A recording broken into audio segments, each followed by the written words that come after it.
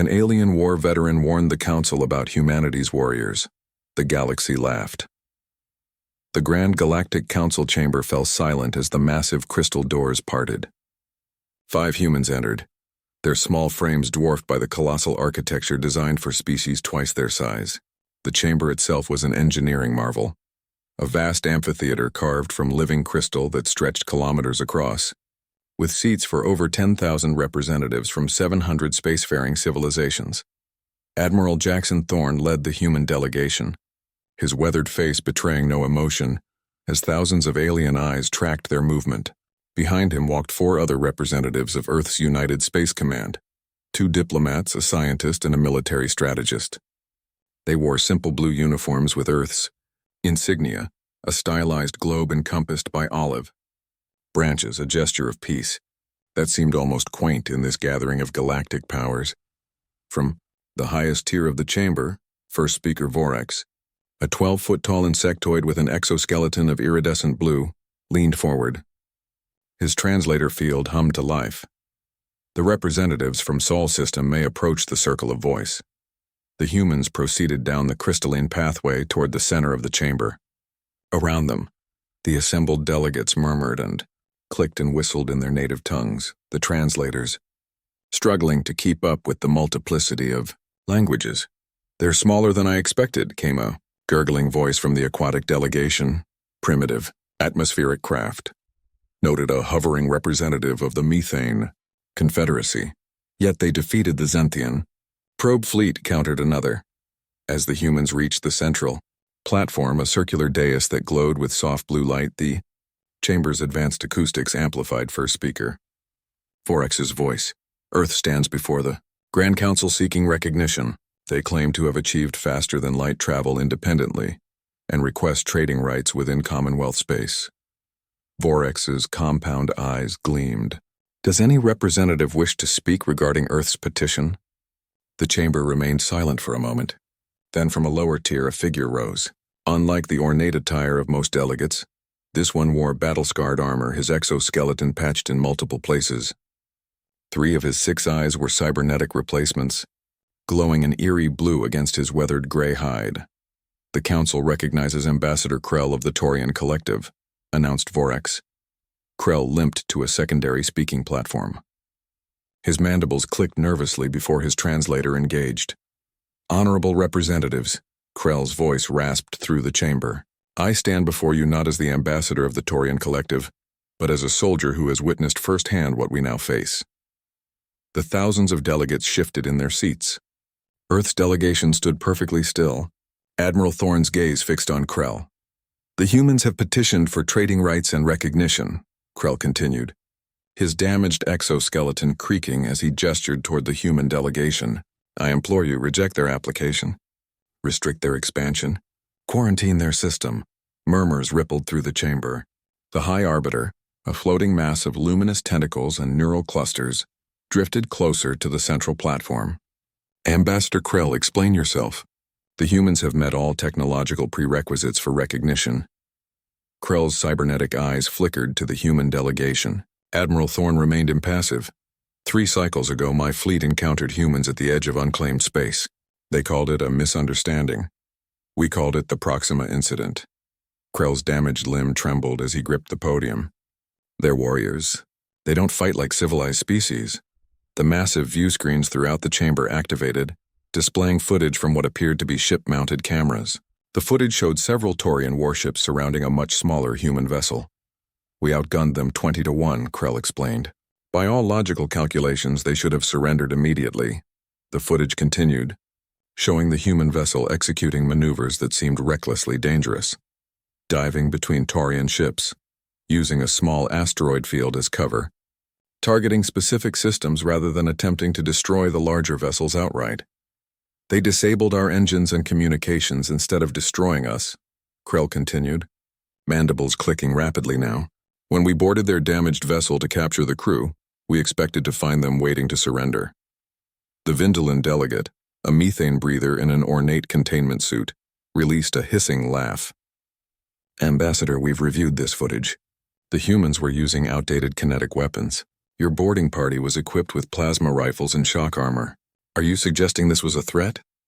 It wasn't about their technology, Krell insisted, desperation edging into his voice. It's about how they fought.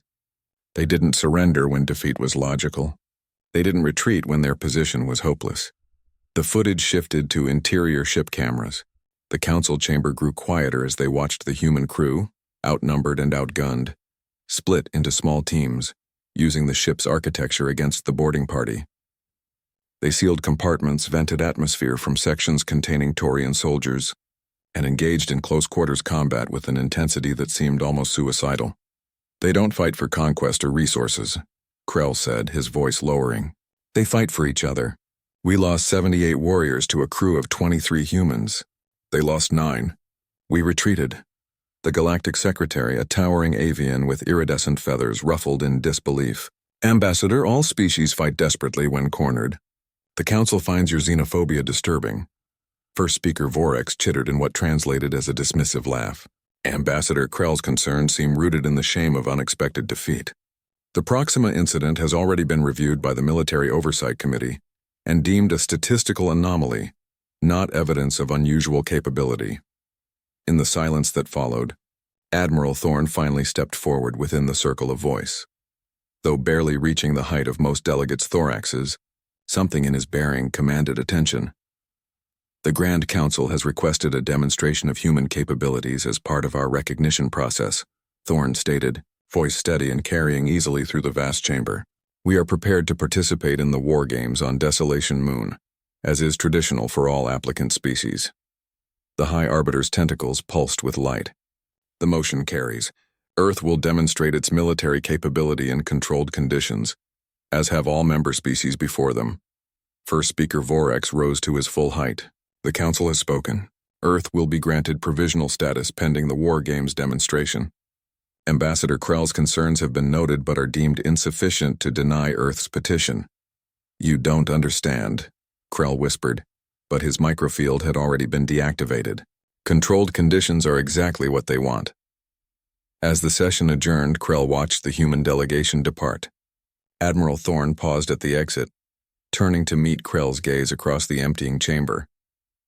The human's lips curved in what Krell recognized from xenobiology training as a smile, but his eyes remained cold as the void between stars.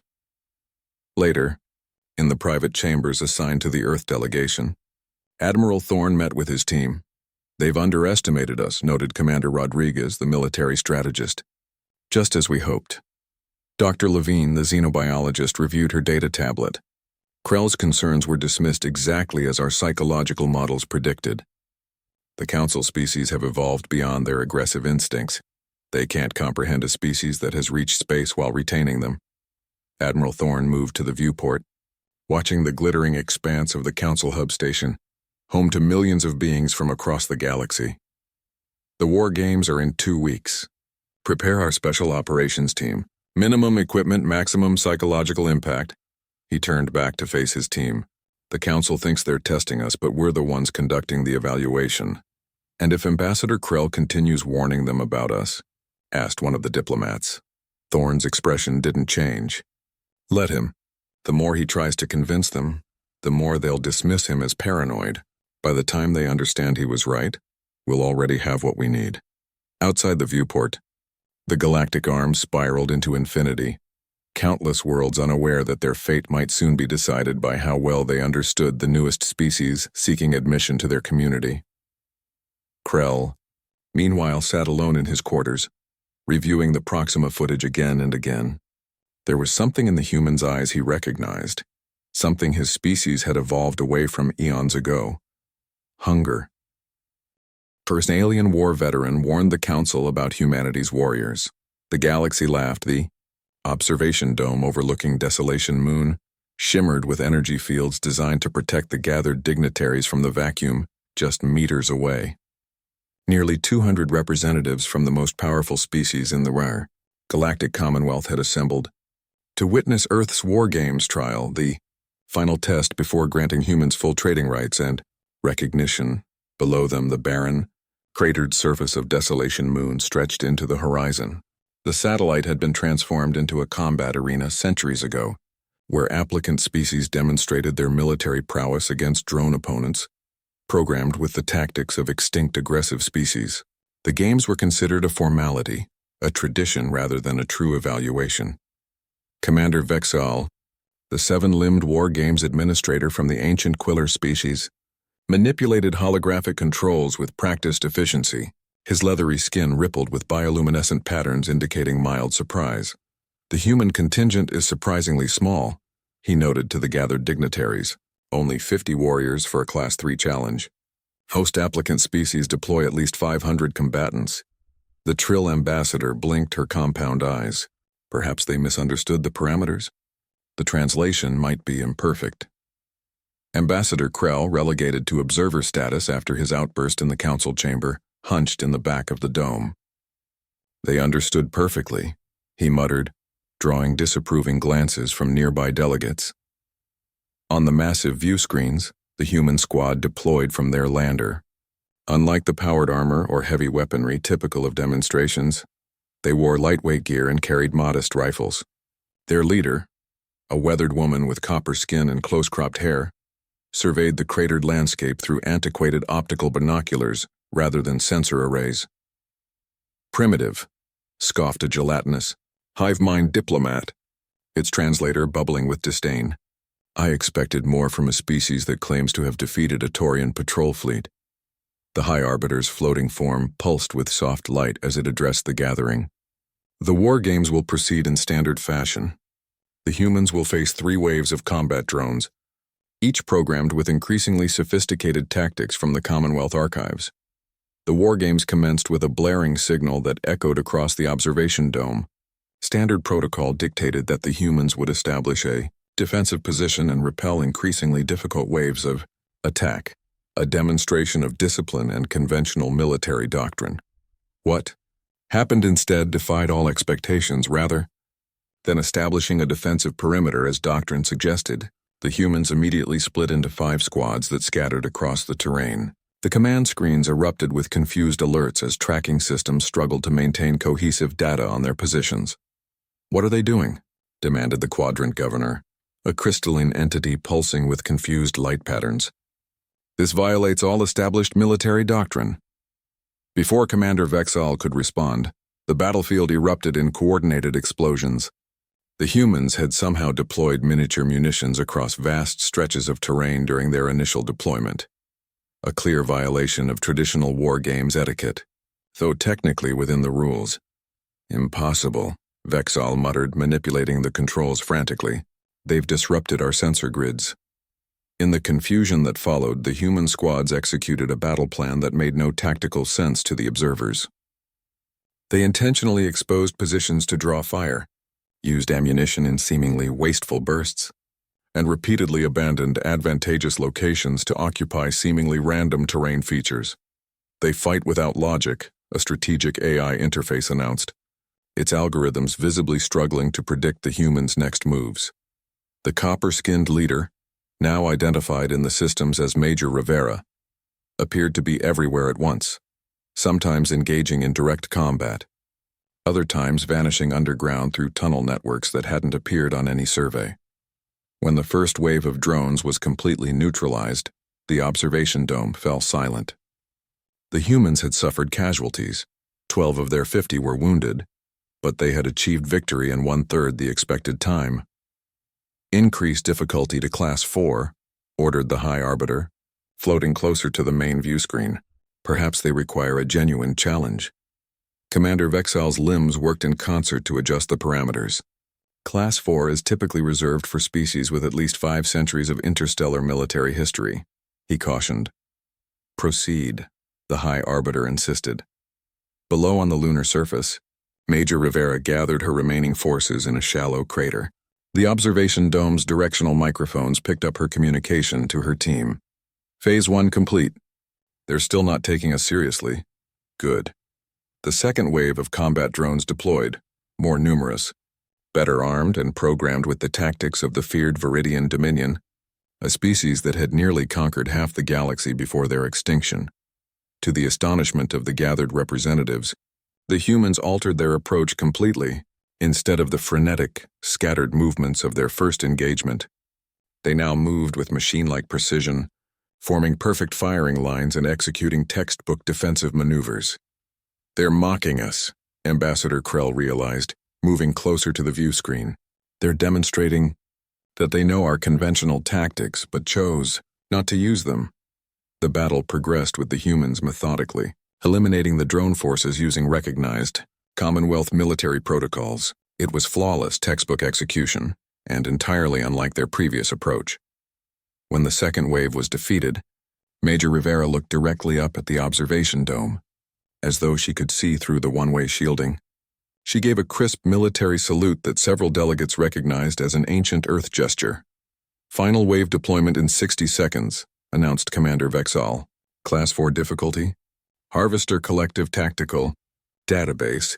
The Harvester Collective had been the most feared military force in galactic history, a hive mind species that fought with both technological superiority and complete disregard for individual casualties. Their tactics were considered the pinnacle of emotionless efficiency. As the drone deployment countdown began, Major Rivera gathered her troops once more. The directional microphones picked up her words clearly. Command wants a demonstration of adaptive tactics. Wave 3 will be our real evaluation. No more playing to their expectations. Fight like humans. A ripple of unease spread through the observation dome. The Trill ambassador turned to the High Arbiter. What does she mean by that? They are humans. I believe, Ambassador Krell said quietly. She means they have been restraining themselves until now. The final wave of drones emerged from deployment bays across the lunar surface, nearly 200 units with advanced weaponry and shielding. They moved with the synchronized precision that had made the Harvester Collective so effective, forming overlapping fields of fire that, according to all military doctrine, would be impossible to overcome with only 38 functional human combatants. What followed would be studied in Commonwealth military academies for centuries to come. The humans abandoned any pretense of conventional tactics.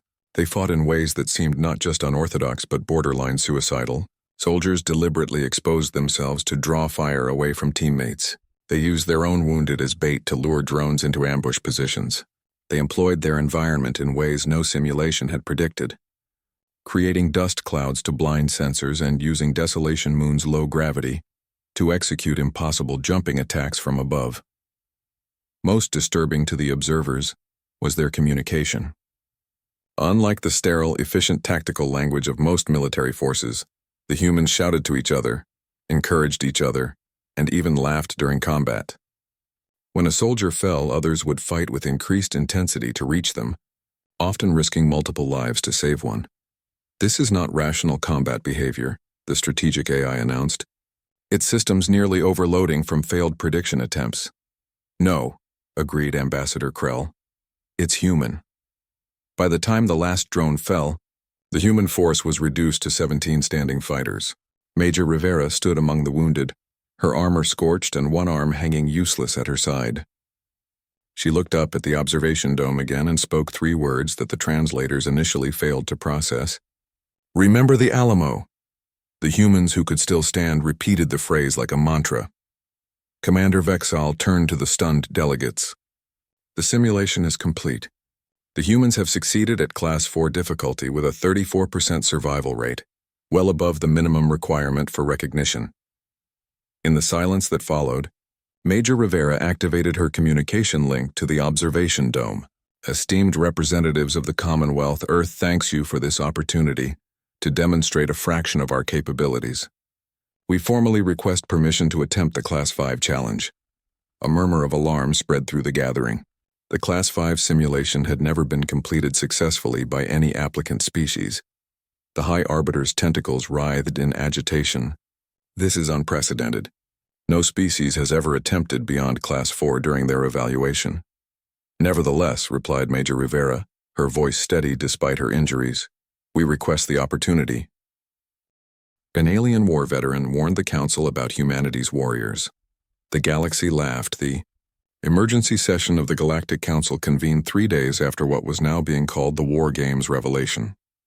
The Grand Chamber, normally a model of order and decorum, buzzed, with nervous energy as representatives, from 500 worlds spoke in hushed tones about what they had witnessed on Desolation. Moon High Arbiter. Philoxy's luminous tentacles pulsated with unusual intensity as the massive being hovered above the central platform. Unlike the regular council sessions with their ceremonial openings and formal procedures, the Arbiter moved directly to the matter at hand. The human demonstration has created unprecedented concerns among Commonwealth species, Philoxy announced, neural clusters glowing with agitation. For the first time in 8,000 cycles, an applicant species has not only completed the Class 5 wargame simulation but has fundamentally altered our understanding of combat. Methodology, holographic, displays materialized above the council floor, showing highlights from the humans' final demonstration. The footage showed Major Rivera's decimated force, down to 17 functional combatants, facing an overwhelming horde of battle drones modeled after the extinct Harvester Collective. Considered the most ruthless warriors in galactic history, the Sauran Minister of Defense, her scaled hide flushed an alarmed orange, rose from her delegation's platform. What concerns us most isn't just their victory, but their methods. The display shifted to show human soldiers deliberately drawing fire to protect wounded comrades, sacrificing tactical advantages for individual lives, and employing combat techniques that prioritized adaptability over efficiency. The humans fought with what our xenopsychologists can only describe as controlled savagery, she continued. They disregarded established military doctrine in favor of unpredictable, adaptive strategies that our tactical AIs still cannot properly analyze. Ambassador Krell, reinstated after the first day's results validated his warnings, addressed the council from a side platform. I tried to explain before, humans don't fight like us. Their evolutionary path as pursuit predators on a death world shaped them differently. The central display changed, showing side-by-side comparisons of brain scans from various Commonwealth species during combat.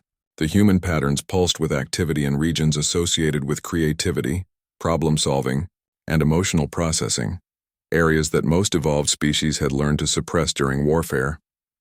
They don't just accept chaos in battle, Krell explained, mandibles clicking nervously.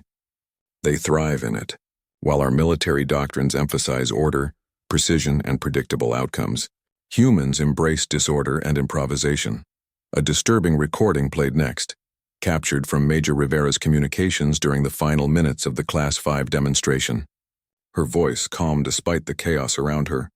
Remember the Alamo. Remember Thermopylae. Remember Little Bighorn. The remaining human soldiers had responded by fighting with even greater ferocity and apparent disregard for their own safety. What did these phrases mean? Demanded the Vindelin delegate, no longer dismissive as he had been days earlier. Admiral Thorne, representing Earth at the proceedings, rose slowly. Though his physical stature was unimpressive compared to the towering or floating forms around him, a noticeable hush fell over the chamber as he approached the speaking platform. They refer to historical battles where human defenders fought against overwhelming odds, he explained. Battles where our forces were defeated. Defeated? Asked the Soren minister, confusion evident in her voice. You commemorate failures? We commemorate sacrifice and determination, Thorne corrected.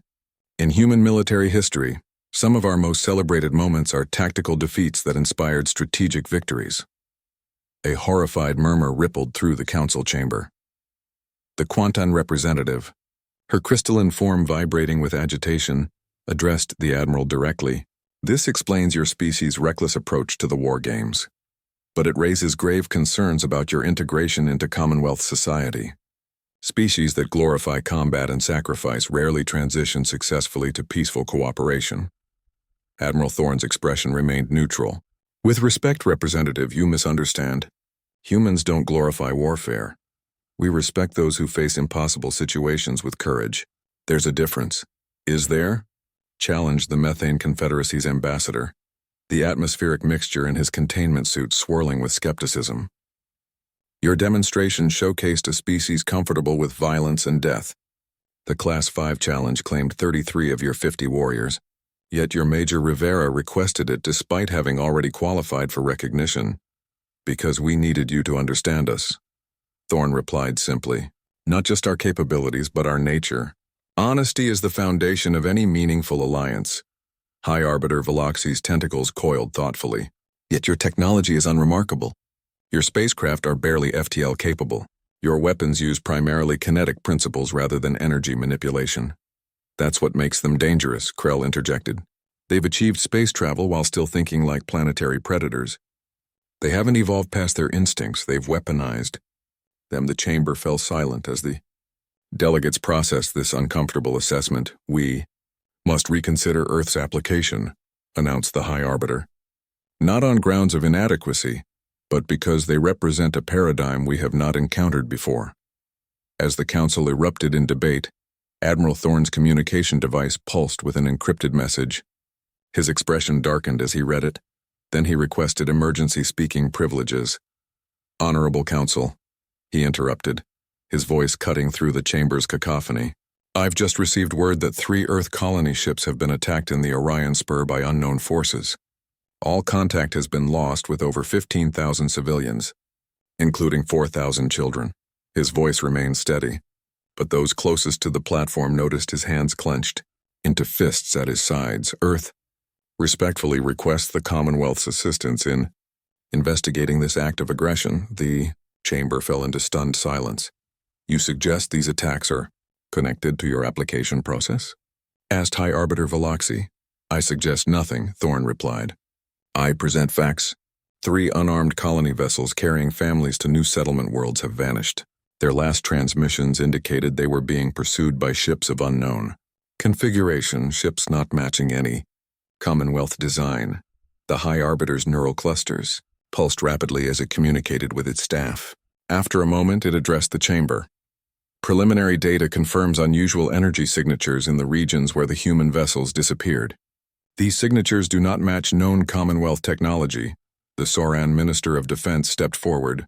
High Arbiter, I move that we dispatch an investigative fleet immediately. Whether or not we approve Earth's application, the attack on civilian vessels demands response under Commonwealth law. Seconded, came the unexpected voice of the Vindelan delegate. The motion carries, declared the High Arbiter. A response fleet will be assembled within 1 solar day. Representatives from all major Commonwealth species will participate. Admiral Thorne bowed slightly. Earth thanks the Council for this swift action. As the emergency session adjourned, Krell approached Admiral Thorne in the antechamber. The Taurian's cybernetic eyes whirred as they focused on the human's face. A convenient development, Krell observed quietly. The Council was on the verge of restricting Earth's recognition application. Now they are mobilizing to help you. Thorne met the alien's gaze steadily. There's nothing convenient about the loss of 15,000 lives, Ambassador. Of course not, Krell agreed. But you must admit the timing benefits your position. What are you suggesting? Perhaps nothing. Krell's mandibles clicked slowly. Or perhaps that your species is more calculating than even I suspected. Thorne remained silent for a long moment. You warned the Council about us, Ambassador. They didn't listen. And now? Now they'll see exactly what happens when humans are threatened. Thorne turned to leave, then paused. You should request assignment to the response fleet, Ambassador. They'll need someone who understands what they're really dealing with. The attackers? Krell asked. No, Thorne replied over his shoulder. Us. In a private meeting room elsewhere in the Council complex, Major Rivera, her arm now in an advanced healing sleeve, met with Admiral Thorne and the rest of Earth's delegation. The colony ships? She asked immediately. Gone, Thorne confirmed grimly, just as intelligence predicted. The shroud has made its move. Dr. Levine, the xenobiologist, reviewed data on her tablet, and the Council took the bait. They're assembling a response fleet exactly as we hoped. What about the families on those ships? Asked one of the diplomats, his face pale. Thorne's expression hardened.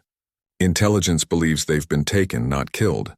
The shroud doesn't waste biological specimens. So this was all part of the plan? Rivera asked, gesturing to her injured arm. The War Games demonstration? My team's casualties. It was to prepare the Council for this moment? Not exactly, Thorne replied, moving to a secure display terminal. We knew the shroud was targeting our expansion. We knew they'd make a move. We didn't know when or where. An alien war veteran warned the Council about humanity's warriors.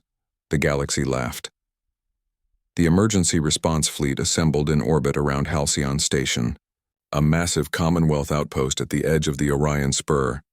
Vessels from 12 species formed a protective ring around the station, their diverse designs reflecting the technological paths of their civilizations. Sleek Archelian scout ships with organic hulls drifted alongside crystalline Quantum cruisers and the massive, fortress-like Soren dreadnoughts. At the High Arbiter's insistence, Ambassador Krell was appointed liaison to the human contingent, a position he accepted with visible reluctance. His shuttle docked with the human command vessel, HMS Judgment, a ship whose angular black hull seemed to absorb rather than reflect the light of nearby stars.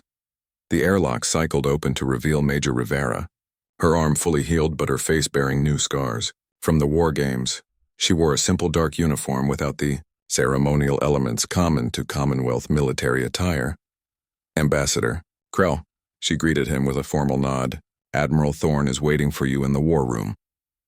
As they walked through the ship's corridors, Krell noted the stark contrast between this vessel and other Commonwealth military ships.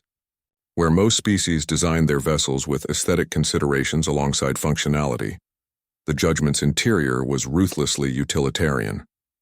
No artwork adorned the walls, no ceremonial spaces interrupted the flow of command areas and battle stations. More telling was the crew.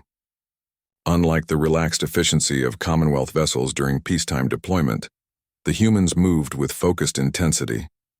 Their conversations were brief and purposeful. Their eyes constantly scanned their surroundings, assessing, evaluating. Your ship is on war footing, Krell observed. The rest of the fleet is maintaining standard alert status. We've lost 15,000 civilians, Rivera replied simply. This isn't a diplomatic mission for us. The war room was spartanly decorated, containing only a large holographic projection table and basic seating. Admiral Thorne stood studying a star chart with several officers when Krell entered. Ambassador, Thorne acknowledged, gesturing to the projection. Thank you for accepting this assignment. Your combat experience will be valuable.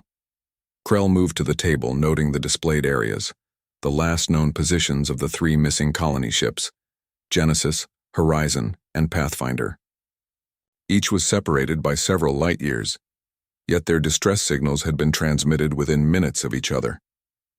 The attack was coordinated, Thorne explained. All 3 ships lost contact within the same 20-minute window despite being separated by several light hours. The Mercian admiral, a feline strategist renowned for her battlefield acumen, studied the projection intently. Her tail switched back and forth, a sign of agitation in her species. The colony vessels were unarmed? She asked. They carried minimal defense systems, confirmed Major Rivera. They were families, children. Krell noticed how the human officers' demeanors had changed since the council chamber.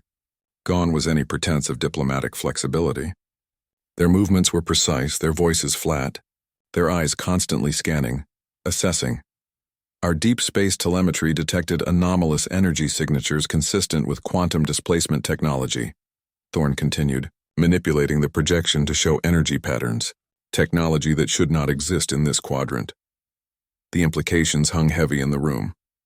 Quantum displacement was theoretical for most Commonwealth species, a technology allowing instantaneous travel without conventional warp or jump drives. Only the oldest races had even begun experimental work in the field. The Shroud, whispered the Archelian captain, his chromatophores paling to ashen gray. Thorne nodded grimly. We believe so. An advanced species that has avoided Commonwealth detection for centuries, preying on isolated worlds and vessels. Impossible, objected the Quantum representative, her crystalline form vibrating with skepticism. The Shroud is a myth, a convenient explanation for vessels lost to natural phenomena in unexplored regions. In response, Thorne activated a secured data node. The hologram shifted to show fragmented sensor readings and a partial visual capture. Dark, angular vessels with a distinctive energy signature unlike any known Commonwealth design. 2 months ago, one of our deep space research vessels encountered and narrowly escaped a Shroud attack. We've been quietly tracking their movements since. Thorne's expression hardened. We believe they targeted our colony ships as a test, to evaluate our capabilities before a larger incursion. Krell moved closer to the display, his cybernetic eyes processing the data. You knew about this threat before your War Games demonstration. We suspected, Rivera answered, but we lacked proof the Commonwealth would accept. And now? Asked the Mercian Admiral. Now we hunt them, Thorne stated simply. The Commonwealth fleet will pursue conventional investigation protocols. The Earth vessels will deploy differently.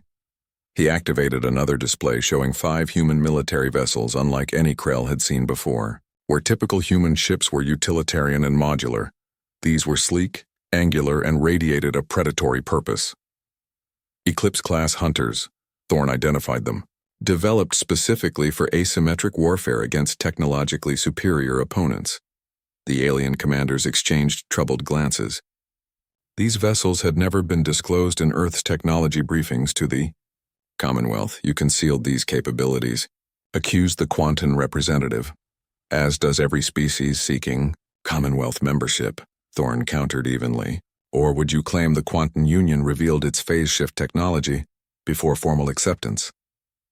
Before tensions could escalate further, the Judgment's alert system activated. A communications officer, face tight with controlled emotion, approached Thorne and spoke quietly in his ear. The Admiral's expression did not change, but something in his posture shifted. When he addressed the gathering again, his voice carried a new undertone that made Krell's combat instincts flare with warning. We've received a transmission from the Shroud.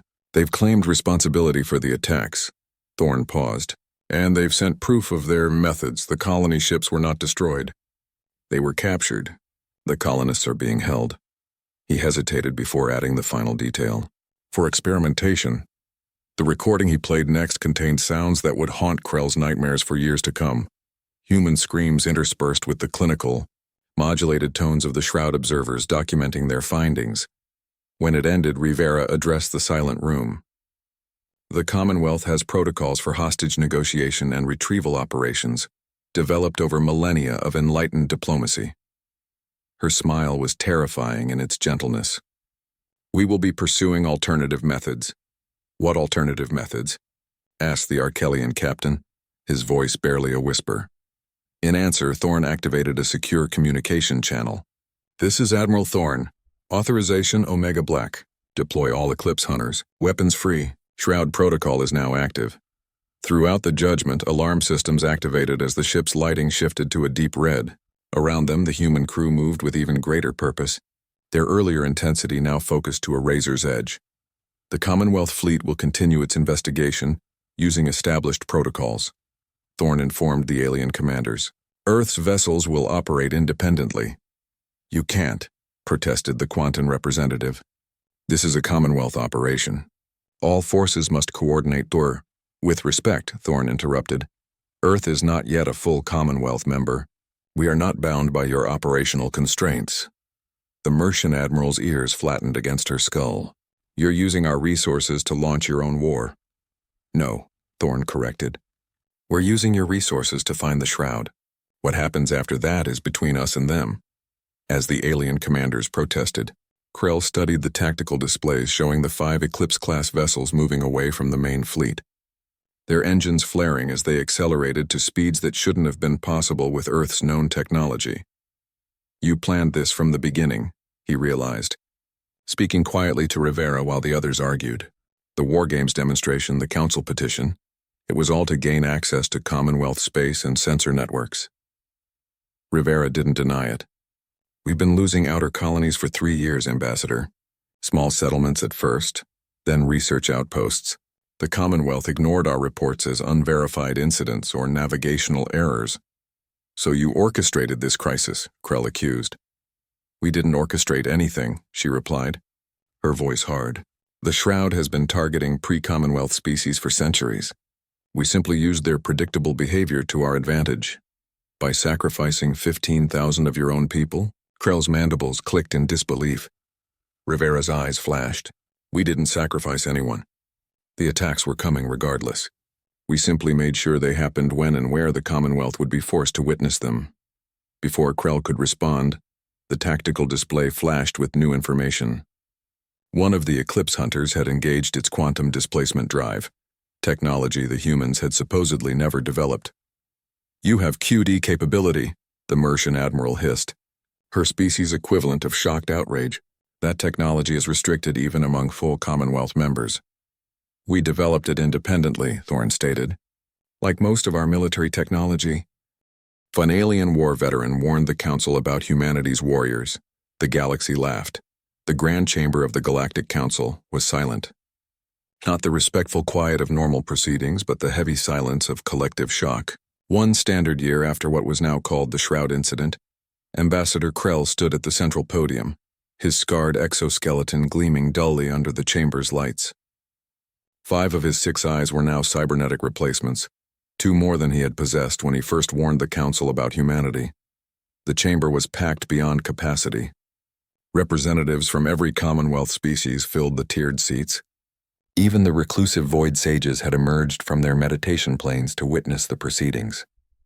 The highest tiers held observers from dozens of non-member species, their governments suddenly eager for Commonwealth protection in the new galactic reality. High Arbiter Veloxy hovered at the focus point, neural clusters pulsing with subdued light.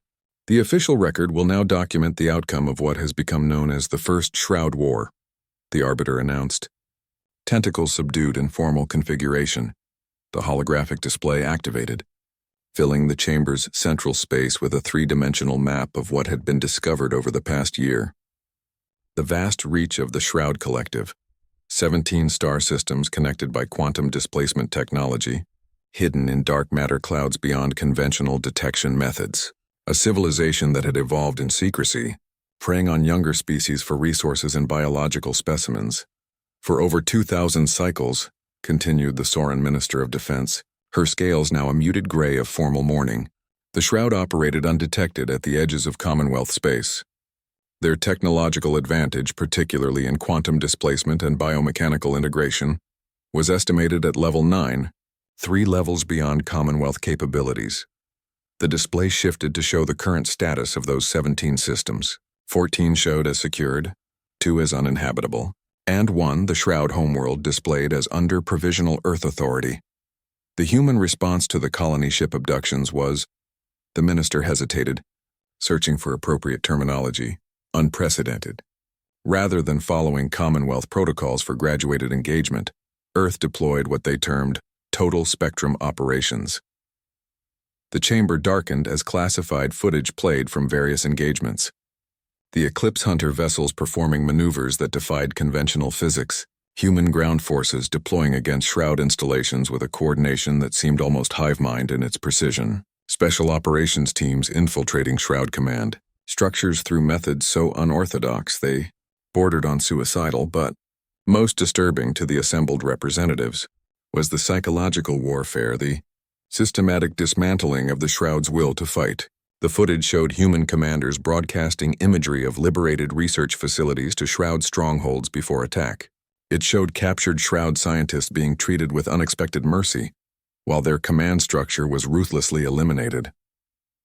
When the lights returned to normal, Admiral Thorne and Major Rivera stood at the center of the chamber, wearing formal Earth Defense Force uniforms adorned with new insignia that no Commonwealth representative could identify. Humanity thanks the Commonwealth for its support during this conflict, Thorne stated, his voice carrying to every corner of the vast chamber. All surviving human colonists have been recovered and are receiving treatment. The Shroud threat has been neutralized.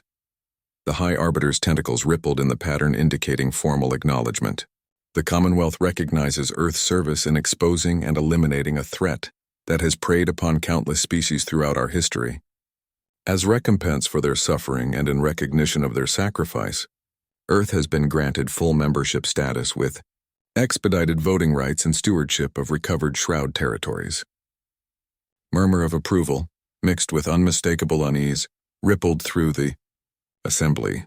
Additionally, continued the Arbiter, in light of the technological advances demonstrated during the conflict, the Commonwealth formally requests that Earth share its military innovations with the Defense Cooperative.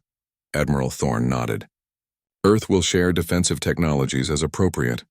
Certain offensive capabilities will remain classified for security purposes. No one in the chamber missed the significance.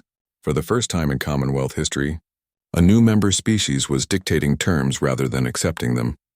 As the formal proceedings continued, Krell made his way to where Major Rivera stood slightly apart from the main Earth delegation. You kept your promise, he said without preamble. All human colonists recovered alive. Most of them, Rivera corrected quietly.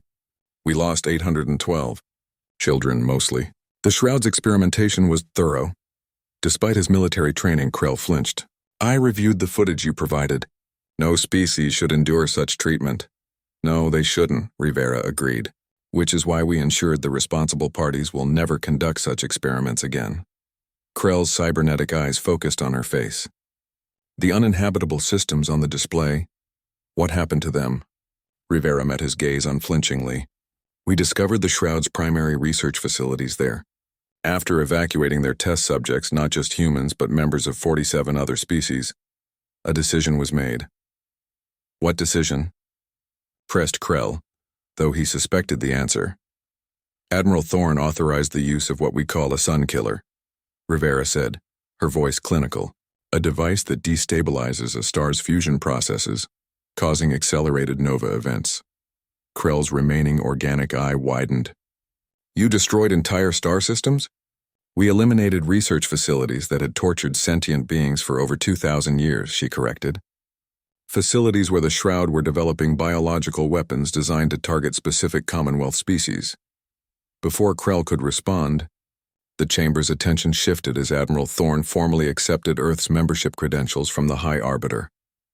The ceremonial exchange complete, Thorne stepped to the central podium to address the assembly.